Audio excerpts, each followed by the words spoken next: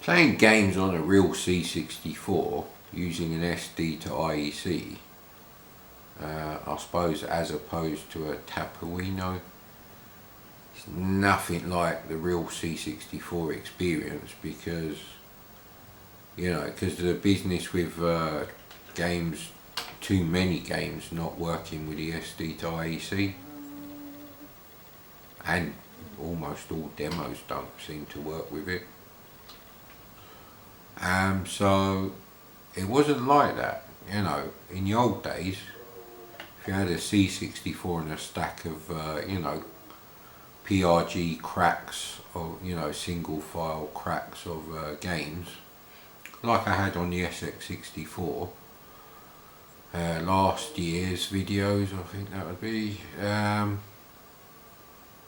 the only issue there was whether they loaded or not.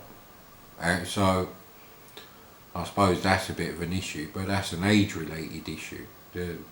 I'm copying files that are supposed to be for the SD to IEC or from very well-known websites, and they just won't work with the SD to IEC, and these are not just multi-load games.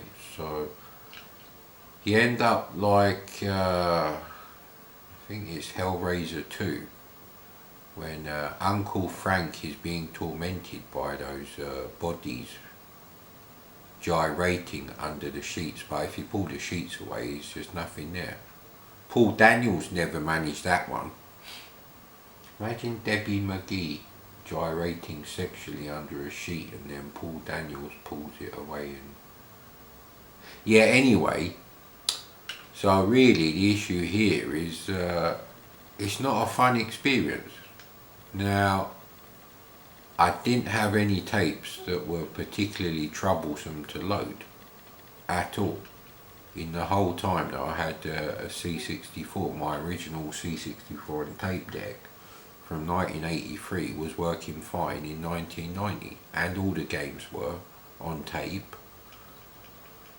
So, you don't really get the same sort of thing.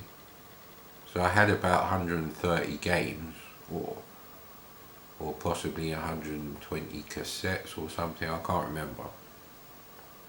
So I just opened the drawer, the big massive drawer, and I'd just pick a game, load it up and play it. It doesn't work like that now.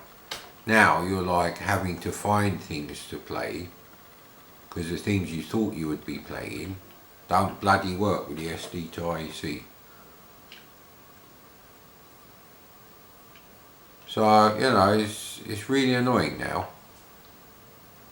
You will have to create your own bespoke SD to IEC collection, which means constantly going backwards and forwards between using Windows, what a horrible experience, and all the problems that has, and then coming back here and then loading them up, and nothing's bloody working.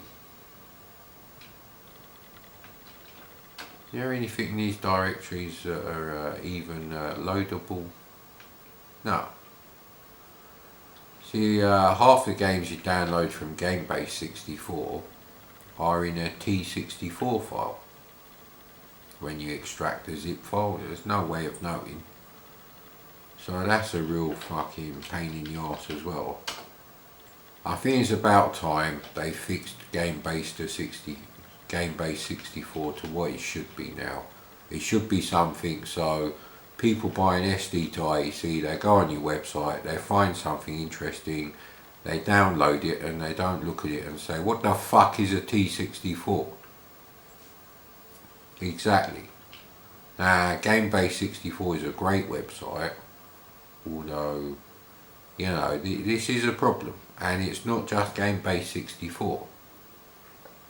Other well-known C64 websites have the attitude as like, oh, get a 1541 Ultimate, help so-and-so. I don't want to help so-and-so for 150 quid. I'm not going to give someone 150 quid for charity just because people are not cracking single loading games to work with the SD to IEC.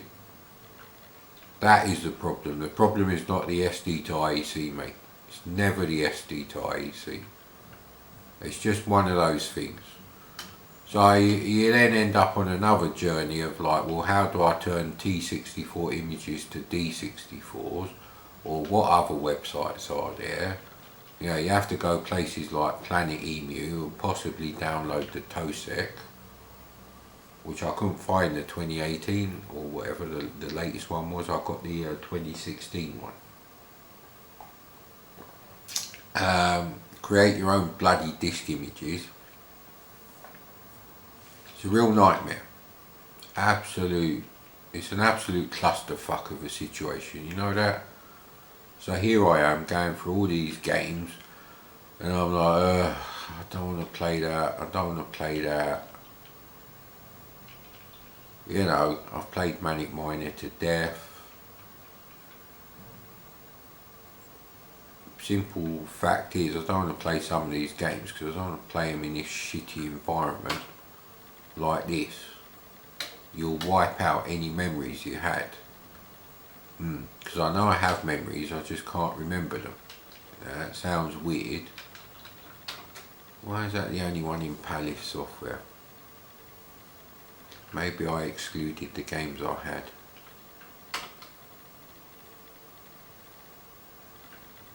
So yeah, this is what you end up doing most of the time. There's hardly any gameplay going on, because you have to like, you know, constantly go through games, and then they don't work most of the time, and then you've just got to like turn your C64 off and on again. So make sure you get a reset cartridge of some description. That's very bad for your C64, turning it, you know, on and off like 100 times a day. That's really not good for the aged electronics here.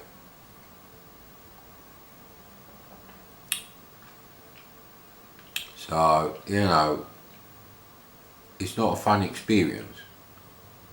It's not the same. Like I said, I go to the drawer, I rifle through loads of games, you know.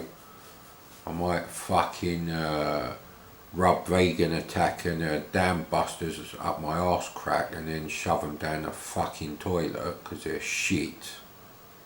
But at least if I did want to play them, just load them up. It's not like this.